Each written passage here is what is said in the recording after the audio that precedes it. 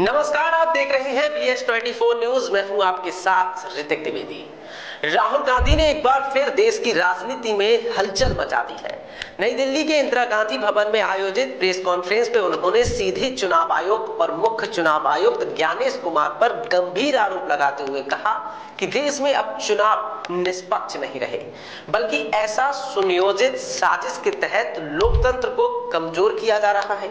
राहुल गांधी ने कहा कि मुख्य चुनाव आयुक्त वोट चोरों के रक्षक बन चुके हैं और इस पूरी प्रक्रिया में निष्पक्षता नहीं बल्कि पक्षपात हावी है। उनका दावा है कि कर्नाटक और महाराष्ट्र जैसे राज्यों में कांग्रेस और विपक्षी दलों के वोट जानबूझकर हटाए गए।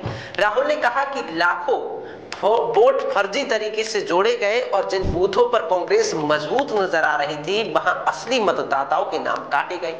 इससे भी चौंकाने वाली बात यह रही कि उन्होंने कहा कि मतदाता सूची से नाम हटाने के लिए अलग अलग राज्यों के मोबाइल नंबरों और निजी डेटा का दुरुपयोग किया गया।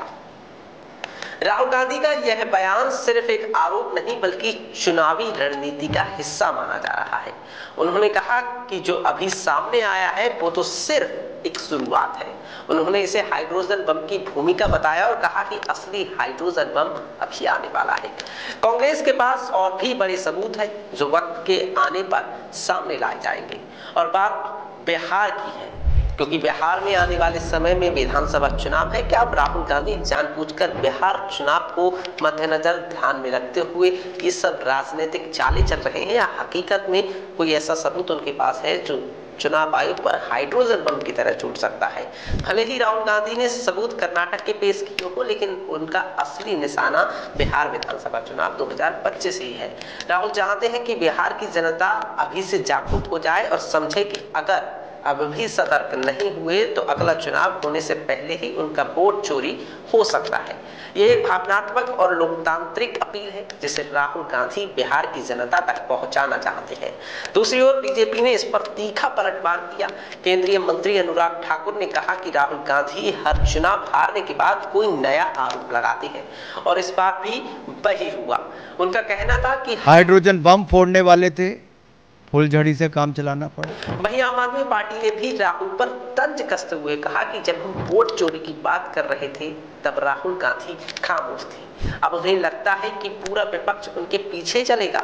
राहुल गांधी का दावा है कि उनके पास 100% प्रमाण है, लेकिन अभी तक उन्होंने कोई ठोस दस्तावेज सार्वजनिक नहीं की है।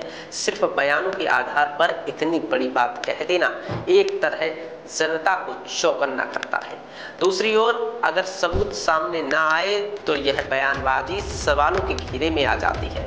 अब देखने वाली बात यह होगी कि राहुल गांधी जो हाइड्रोजन बम लाने की बात कर रहे हैं, क्या वह वाकई बड़ा राजनीतिक विस्फोट करेगा या ये भी एक चुनावी शोर बनकर रह जाएगा।